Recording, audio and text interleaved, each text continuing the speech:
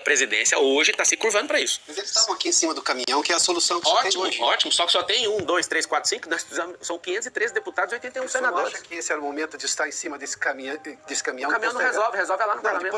Mas eu tenho que fazer alguma Se tivesse 100 milhões de pessoas na rua... a viagem vamos para, lá. por exemplo, a El Não, Salvador. isso aí, eu estou numa campanha política. Eu não tenho que fazer isso, eu não sei o que você está pegando nisso, só que o detalhe... Não estou pegando, eu tô pegando a realidade brasileira. Você tem que ir lá para a porta do parlamento agora. Você que está pedindo isso. Não, eu estou te falando. Não, prefeito, a solução está no parlamento. O prefeito da cidade é da cidade. Não, vamos lá não, já estamos voltando. Presta atenção. Não, deixa eu responder. Seguinte, a pressão aconteceu no dia 7. Primeiro? Deixa eu terminar a resposta. Tá bom, então vai lá. Vamos lá. Eu vou lhe dar esse tempo. Vamos lá. Obrigado por você ter me dado esse tempo. Nossa, que bom que você me deu tempo. Eu já estava com tempo. Mas eu estava fazendo a pergunta. Não, você está atrapalhando a resposta. Aí não vai ter tempo para nada se a gente ficar nessa. Então, deixa eu terminar. Então vamos lá. Você... Não, eu já estou à vontade. É o seguinte, só um pouquinho. Hoje um poder que está sobre os outros. O que acontece? Nós precisamos, se é isso que você está querendo fazer, a gente tem que ir lá para o parlamento hoje. Agora. Hoje é que dia? Não tá agindo. É terça-feira? Hoje é terça? Então é lá, o expediente dos deputados tem que marcar e pôr pressão lá. Sim. É só isso. Está na mão deles. Quem tem competência para fazer isso não é um jornalista, não é um candidato a prefeito. Você não entendeu isso até agora. É o parlamento. O parlamento está tão fraco que está precisando de um jornalista cobrar um candidato à prefeitura para resolver um problema. Candidato. O parlamento está fraco. O parlamento precisa de força. Para quê? Convoque as pessoas na porta do parlamento. São 513 deputados. E aqui vai um recado. Parlamentares, políticos e ministros do Supremo Tribunal Federal só tem medo do povo. Ninguém afina para nada, nem para cadeia, nem para nenhum tipo de ameaça, mas o povo. Se vocês realmente querem fazer isso, tem que ir para a porta do parlamento e pôr pressão naqueles 513 deputados, que o parlamento já baixou a cervical faz muito tempo. Datena e Bolis, Arregões, sempre correndo da verdade, sempre correndo de um bom jornalismo.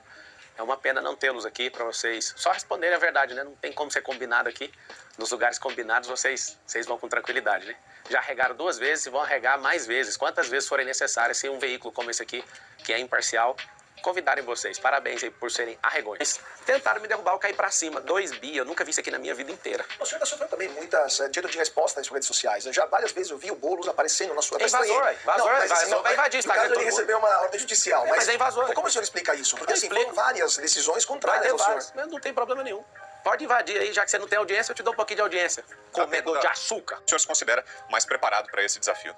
Eu não me considero mais preparado da cidade, mas entre os que estão na disputa, é até vergonhoso falar que eu estou disputando com alguém, né? Eu sei que tem gente mais capacitada que eu nessa cidade, que entende mais da cidade que eu, mas não tem a coragem, não aguenta o tranco, não tem inteligência emocional para aguentar esse de bandido, não tem coragem de falar a verdade, sempre com o rabo preso, desculpa a expressão, com alguém. Isso não foi um sonho. Tem gente que pergunta pra mim, mas você não precisava mexer com isso. É triste uma pessoa que quer ser prefeito precisando de algo. Eu realmente não preciso. Eu sinto que é tempo de eu servir o nosso povo. E eu não quero que esse negócio de PT continue. Eu não quero que o Lula faça handover para Bolis, nem para Tachad.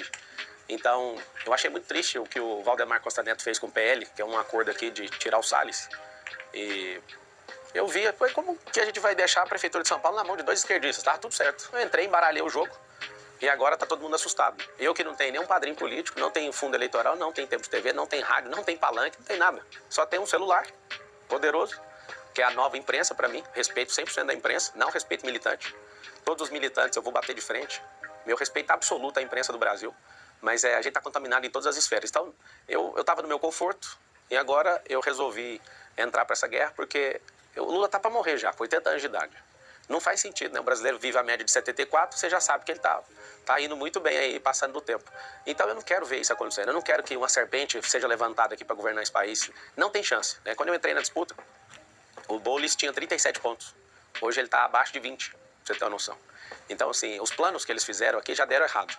Agora, uma pena, porque o eleitor do Brasil precisa saber que eu consegui nacionalizar essa eleição e agora eu tô internacionalizando ela. E vou em outros países também para falar sobre São Paulo. São Paulo vai se tornar a capital do mundo até 2050 e depois eu explico como. Não faz sentido a gente não abrir os olhos e entender que o Nunes tem um secretariado completamente esquerdista e ninguém fala nada. A Marta Suplicy era secretária dele até janeiro, saiu, agora é vice do Bolis. Ou seja, essas articulações, como eu percebi, vi que o Salles foi sacado dessa corrida, eu não vi nenhum representante do conservadorismo. Sim. Eu vi uma pesquisa que aqui em São Paulo 63% das pessoas se consideram conservadoras.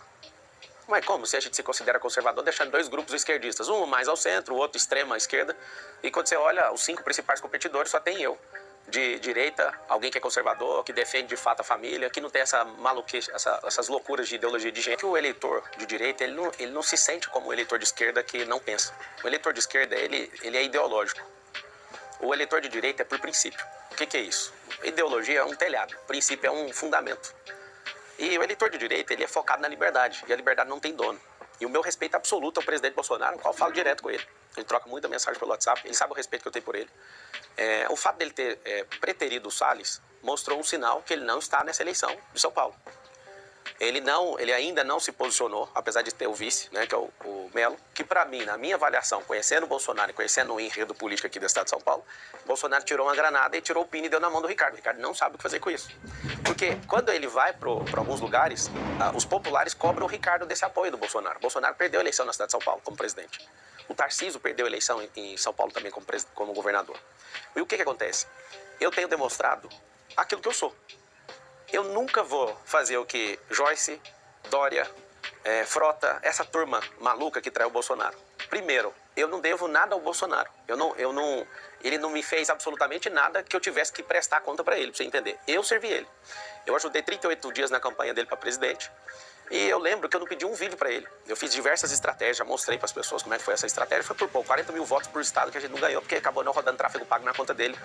Como a gente já resolveu, não vou entrar no mérito mais, mas por algum integrante ali da família por conta de ciúme. Porque eu vi site esquerdista querendo desmerecer o que a gente tá fazendo lá, eu vou lá e vou transmitir para você ver o que nós estamos fazendo. Mas aqui tá o detalhe. Tem como mudar. A pessoa mais miserável na cidade de São Paulo consegue mudar. Eu tenho experiência desde 2019 lá e eu falo do fundo do meu coração. Qualquer pessoa pode mudar, desde que ela tenha oportunidade. Algumas pessoas precisam de criar suas próprias oportunidades, mas outras, se a gente não der oportunidade para elas, não vai ter. Então aqui fica um compromisso. Ninguém vai morar em casa de lata aqui em São Paulo. Ninguém, absolutamente, 1.460 dias das que estão aqui já. Ninguém vai morar nessas casas, nem de madeira e nem batendo laje em cima de esgoto. Nós vamos tirar vocês daí com um mutirão de habitação nessa cidade. Na verdade, o que a gente precisa é ter celeridade no judiciário. Porque a grande tática que eu vejo do sistema judiciário hoje é prender as pessoas em inquéritos para usar isso para calar elas. Isso não é do Supremo, isso é de todo o judiciário. Eu não tenho nenhum medo de falar isso. Quando eu vejo que pessoas estão se posicionando, você pode pesquisar, tem um inquérito. Esse inquérito é uma barganha, isso é uma vergonha.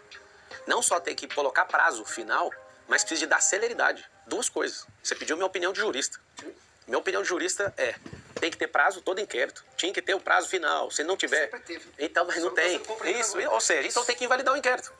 O que está acontecendo? Está acontecendo vários... É minha opinião jurídica. Está acontecendo vários atos nulos por não colocar fim num processo. Não existe um processo... Não tirar um ministro que abusa de não, autoridade, então, se você precisa, tem que fazer o quê? Tem que fazer o instrumento. Não, eu preciso, o país precisa. Então, chegou na mão de quem ontem?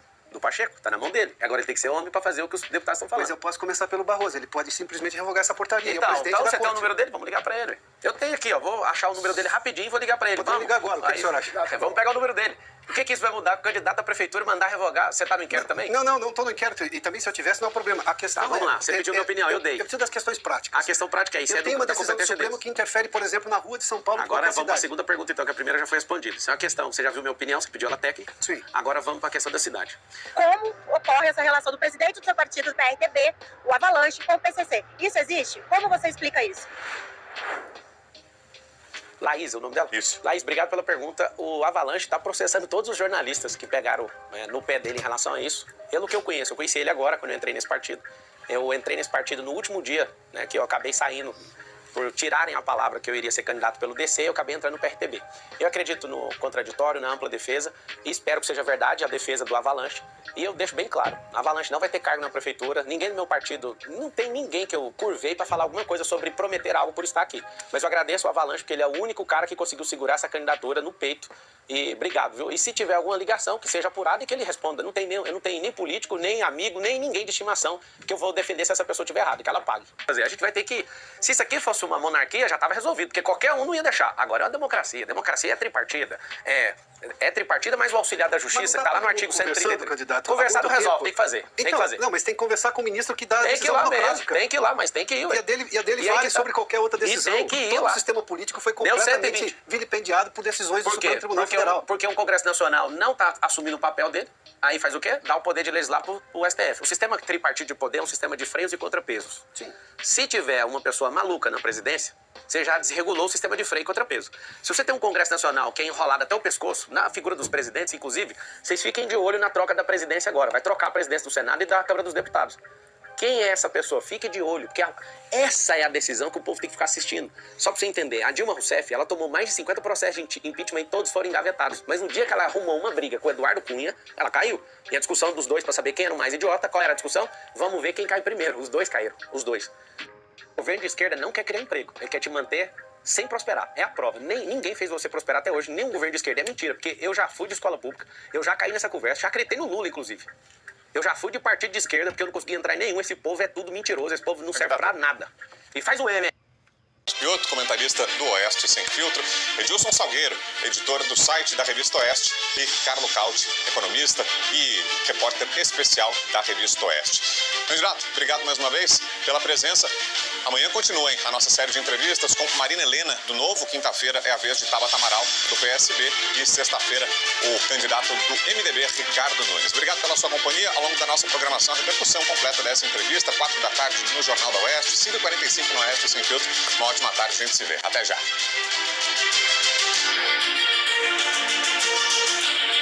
Pioto, comentarista do Oeste Sem Filtro, Edilson Salgueiro, editor do site da Revista Oeste, e Carlo Cauti, economista e repórter especial da Revista Oeste. Candidato, obrigado mais uma vez pela presença. Amanhã continua a nossa série de entrevistas com Marina Helena, do Novo. Quinta-feira é a vez de Tabata Amaral, do PSB. E sexta-feira, o candidato do MDB, Ricardo Nunes. Obrigado pela sua companhia ao longo da nossa programação. A repercussão completa dessa entrevista, 4 da tarde no Jornal da Oeste, 5h45 no Oeste Sem Filtro. Uma ótima tarde, a gente se vê. Até já.